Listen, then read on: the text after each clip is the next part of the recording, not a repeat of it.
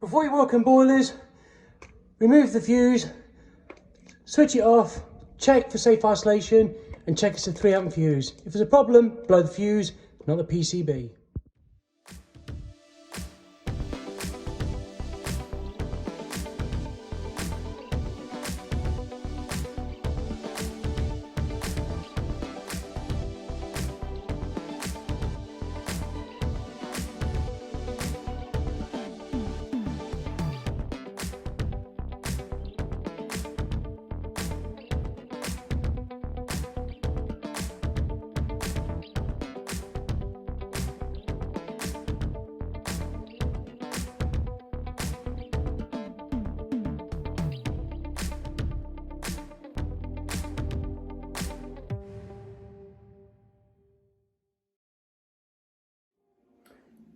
So open therm is low voltage, but it's very low voltage.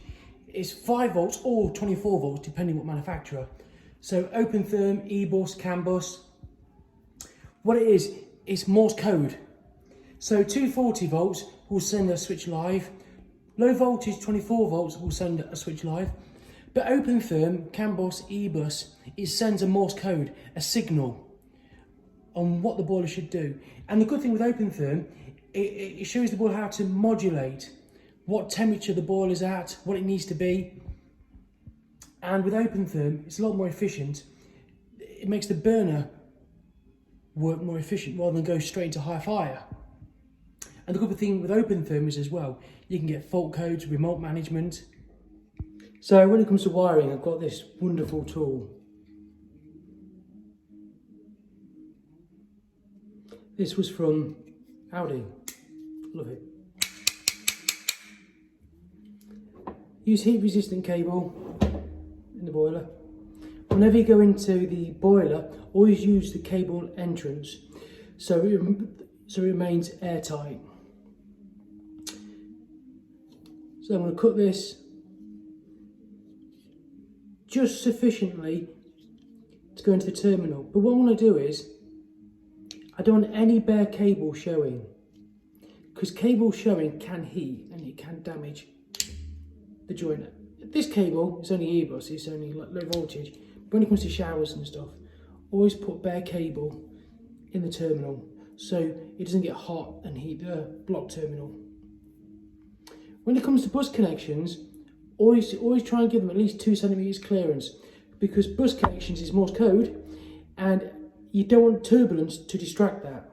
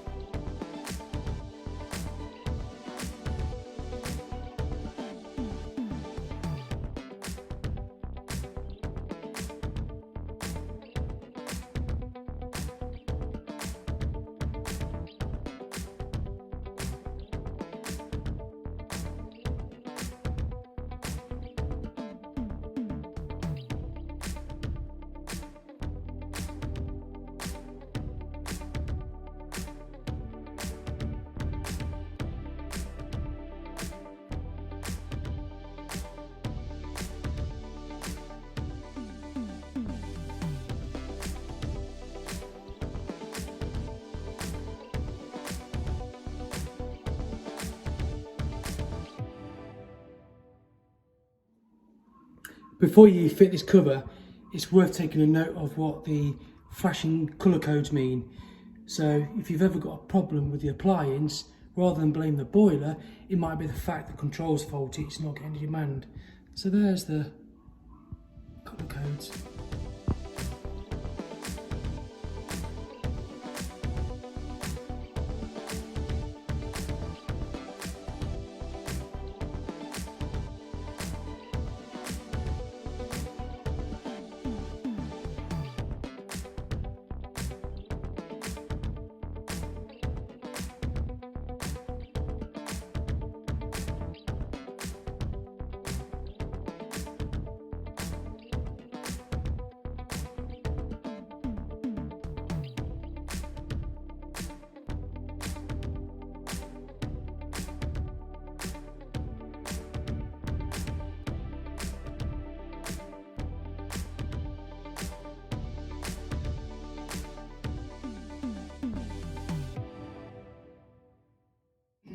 So let's have a recap then on the actual wiring that I've done.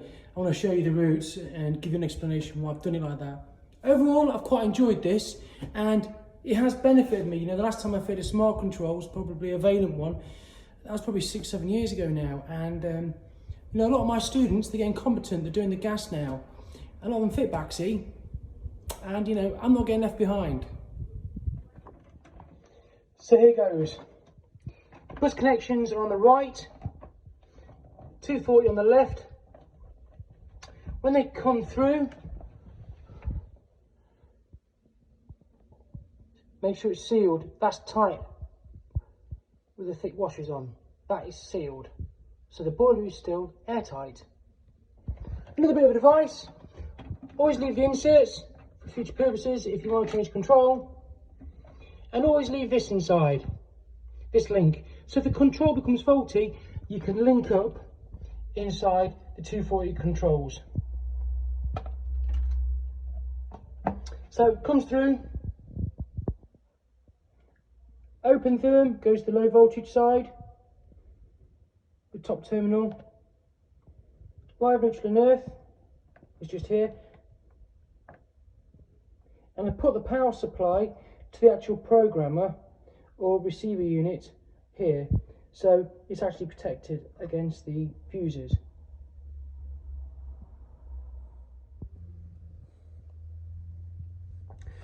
.24 is there, that connects to the 240 live. Open therm to the boiler on the left. R-bus connections to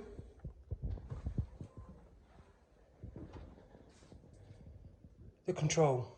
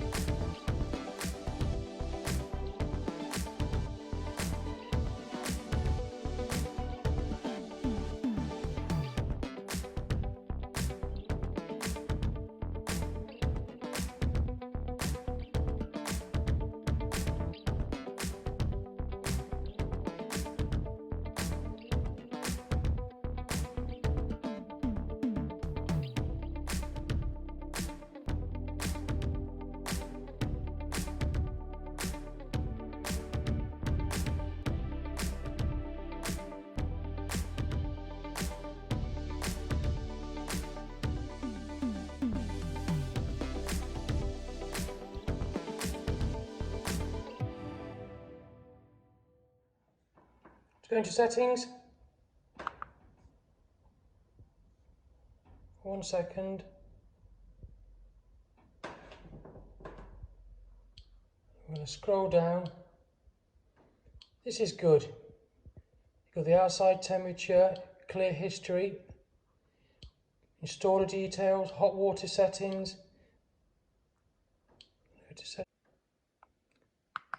Enter.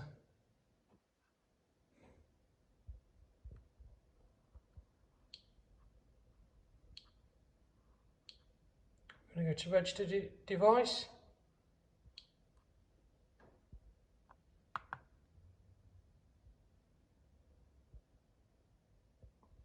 Now I can scan that. So with this, I actually chose a hardwired CAN bus connection because if it was with batteries, they're quite young people in this home.